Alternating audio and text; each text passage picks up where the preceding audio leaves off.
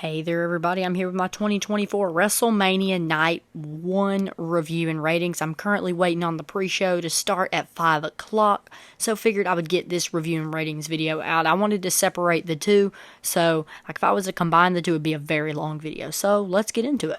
Wait, no, let me put it in park. I do want to say this was a very, very good premium live event. I don't know, half of a premium live event. This was a very good night of wrestling. Every single show you watch is gonna have its lows. That's just how it is. I've never seen a perfect wrestling show. But this show right here, it seems like, yeah, it had its lows, but when it was low, it wasn't low. If that makes sense. It never got too bad.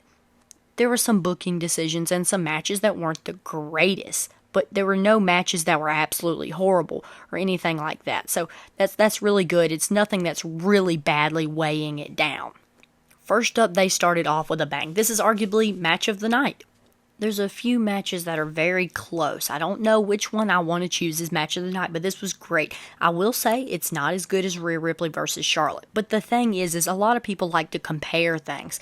Like, they were saying WrestleMania extra large. I was trying to keep that out of my mind. Like, they were saying the greatest WrestleMania. I don't want to think like that, because then I'm having way too high expectations for this. So I was just trying to treat it like a regular WrestleMania and not try to think all this extra large stuff like they're trying to say. And this exceeded my expectations. Like I said, it wasn't quite as good as her versus Charlotte, but I kind of expected that. I'm a bigger fan of Charlotte than I am Becky. I think she's better in the ring than Becky. But Rhea Ripley is absolutely amazing. Her entrance was pretty interesting. I liked it, but it was definitely different.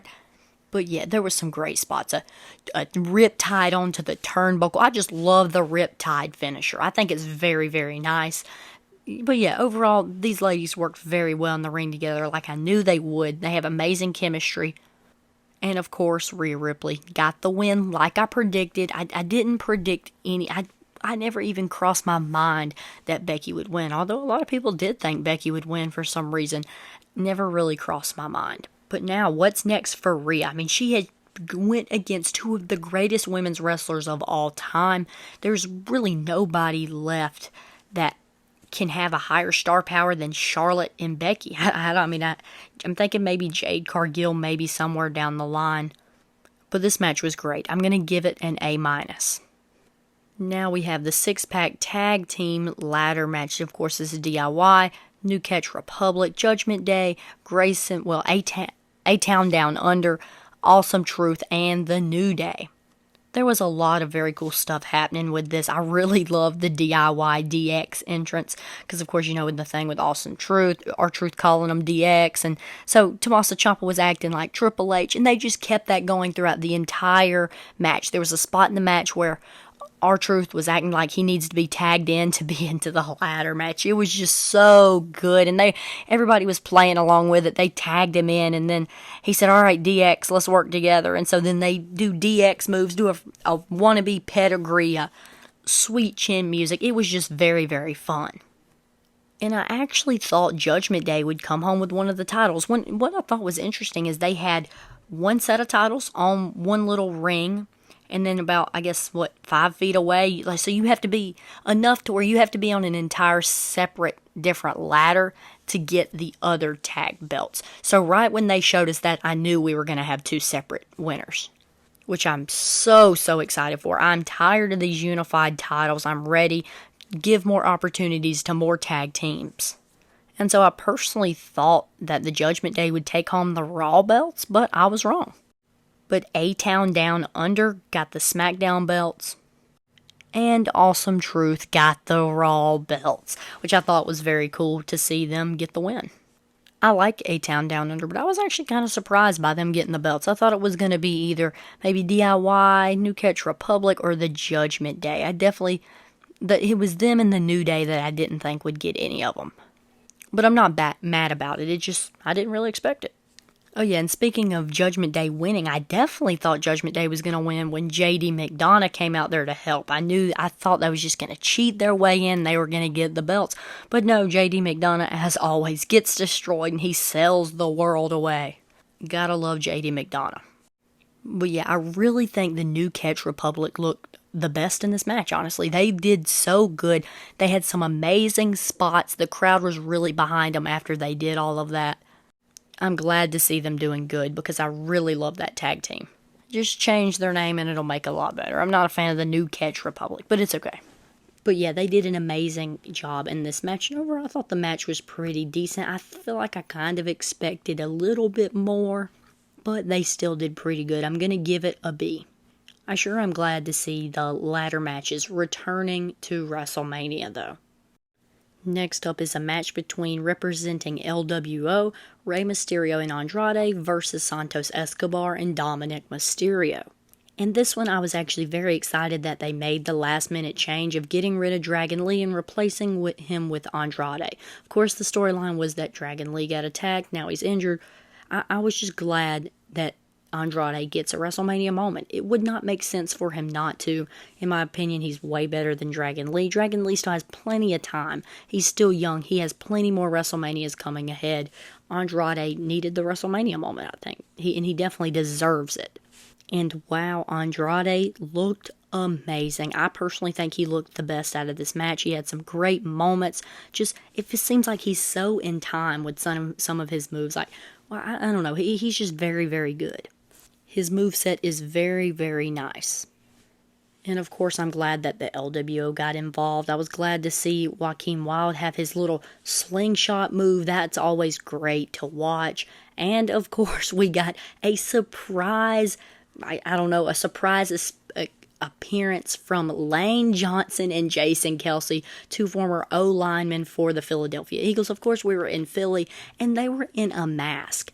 I'm sitting here looking at them. I'm not thinking about Philadelphia. Like, I'm not thinking about that location and the football team and all that. So it took me until they took their mask off to figure out who it actually was. But I was very happy to see them. And they were in luchador masks. So it was just very funny. Glad to see that. Jason Kelsey, he just slung Dominic Mysterio. It was hilarious. Gotta love it. I personally think this match is underrated from what I'm hearing from everybody else. I think it's underrated. I really enjoyed this match. I'm going to give this match a B+. Next up is one that I was very, very excited for. Yeet versus No Yeet. Brother versus brother. Jey Uso versus Jimmy Uso. And this one didn't meet my expectations. I thought that they could go so well together. I expected them to have some of the best chemistry we've ever seen. Honestly, I expected this to be match of the weekend, and it definitely was not. I think it was probably let down match of the night, and I don't know. It just wasn't what we all expected, and that's not just my opinion. I'm seeing it from everywhere on Twitter. Everybody seems to agree with what I think. And then it ended up getting very slow paced. There was just a lot of super kicks. Like, come on, I do not want to see as many super kicks as the Young Bucks. Come on. And it seems like they were trying to tell a story during the match, but there was no story to tell because the build up to this match was very lackluster. It seems like the build up to this match happened last year. And so then I kind of like the moment where Jimmy was trying to act like he's sorry, please stop super kicking me, I'm out. And then Jay falls for it. At the same time, it doesn't make sense for him to fall for it because he's already fell for it before. I mean, I understand brotherly love. I was just already kind of not happy about the match because I really expected more. And that's just, they're both incredible talents. They definitely can do a lot more than what we've seen. And so I gotta do it. This match is gonna be the lowest grade of the night. This is a C+. Kind of like what I was saying at the beginning of the video. This is gonna be the lowest spot. But what I was saying is the lowest spot isn't very low. It could have been better. Next up, we got the 6-woman tag match. And this was between Damage Control, Asuka, Kairi Sane, and Dakota Kai taking on the fun team of Bianca Belair, Naomi, and Jade Cargill. If you know what I mean by fun team, if you watch the press conference, they were just all hyped up, and it was just a very fun press conference. That was my favorite interview from the press conference. Naomi was all hyped up and stuff, so that was great, and their entrance was so amazing. It looked so nice how they were up in the sky, and then they start falling. The X-Men gear just looked so nice. I liked Jade Cargill's entrance. I mean, her attire. Kind of wish she didn't have that really short hair, but her attire looked very, very nice. But you know we have to talk about the in-ring performance from Jade Cargill. I'm not going to just sit here and criticize everything she did, because was her performance perfect by any means? No, you could tell she was nervous. Who wouldn't be? I mean, she is the outcast. She is from AEW. And so I guess she's just trying to prove herself. I'm just saying this because you can see how nervous she was. She was just kind of off timing a little bit. It just seems like everybody else was having to carry her. But does this worry me about the future of Jade Cargill? Not at all. She's just gonna go up from here. She is a phenomenal talent. Not worried about it at all. She's gonna be at the top of the company very, very soon. But overall, I think everybody in this match looked very nice. They had some very cool spots. I guess from an in-ring perspective, it may not have been this amazing match. It wasn't anything too special, but it definitely wasn't bad. I feel like this is another one of those average matches. So I am going to give it a B-. Next up is one that kind of makes me mad. This is for the Intercontinental Championship between Gunther and Sami Zayn. And I'll go ahead and say Sami Zayn got the win and an amazing match. The match was amazing. But why in the world would you end Gunther's amazing reign by Sami Zayn? Sami Zayn does not need this. I'm not downing Sami Zayn at all. I love Sami Zayn. He is such a phenomenal talent, but he doesn't need this. For Gunther's amazing title reign, you need to have this amazing storyline to end the reign. But this is not what this was. This match felt thrown together. Gunther, it seemed like he had nobody else to go against. Sami Zayn had no other build, so about 3 weeks before WrestleMania, all of a sudden they get face to face, and now all of a sudden it's a match. That's how sped up this felt to me. Now I like the whole thing with Chad Gable training him and all that, but this was not the time for him to lose his belt. This is literally the greatest Intercontinental Championship reign of all time. And this belt has been around for a long time, and this is the greatest reign, so that's saying something. And you just end it like that. I know people were excited for Sami. He finally did it and all this, but no. This is a huge disappointment. I really wanted some young star to come in. Let him lose to Gunther. Put over somebody young. Really set them up for success. Somebody like Braun Breaker. This would have been so amazing for Braun. Somebody like Ilya Dragunov could have beat him at Clash at the Castle. But no, they do Sami Zayn. And for all the people that love Sami Zayn, including me, but all the people that are so excited that he's winning, and they're like, whenever somebody else says that he shouldn't have won it, they go crazy on him, say why he deserves it. Yes, he deserves it, but I feel like the prestige of this title was just taken away. This was one of the prestigious titles in wrestling. It seemed like Gunther was unstoppable. But now this title really just lost a lot of prestige, honestly. I mean, Sami Zayn has never been known as this amazing title holder. Yes, he can put on an amazing storyline. He's a phenomenal performer. I love Sami Zayn, but he really is not that good of a title holder. I mean, have you seen his other Intercontinental Champion reign? That was not a good reign. It just wasn't the right time for him to lose this. And this was my least favorite booking decision for the entire night. This was rough. But now that I'm done ranting all about that, the match itself was amazing. As expected, both men are amazing in the ring. Any match with Gunther in it, we know, is going to be a passing match. It's not going... of course, every match of his is not the greatest match in history, but we have never seen an absolutely horrible match from Gunther. I'm going to give this one an A-. But I do put this one below the Rhea versus Becky match. I feel like that one was slightly better. Next up for what we got, the quote-unquote biggest WrestleMania match of all time. And that's a joke. It was not the greatest WrestleMania match of all time. Was it a bad match? No. I really enjoyed the match, actually, but I just never thought they should have ever said it as that. But, the production was amazing. The Rock's entrance was very good. The attires of both Seth and Cody looked very nice, except the Seth one. I liked his in-ring attire, but his little thing that he was wearing to the ring was a little interesting, but I did like it. But I knew somehow, some way, they were not going to keep this as a clean, real tag team match. Of course, we know Rock is a board member for TKO, and eventually they were all outside of the ring, and The Rock looked at this veteran referee and said, "If you count, you're fired." So the ref is not counting, so it kind of just becomes a tornado tag match. And then they kind of finally got back to the actual kind of tag team style match. And I just want to say, Seth Rollins, I hope he loses to Drew McIntyre tomorrow. Seth Rollins is one of my favorite wrestlers of all time. He's probably my favorite wrestler right now. But this guy needs surgery. I do not want my boy Seth Rollins getting hurt. He's already hurt, but I don't want him to worsen his injury. His knee needs surgery. I mean, every time he would tap his knee, you could just see it was real pain. It wasn't selling. So please, Seth Rollins, just stay safe. We cannot have him getting injured. Worse, he just needs to take the time off to get better so it doesn't get worse.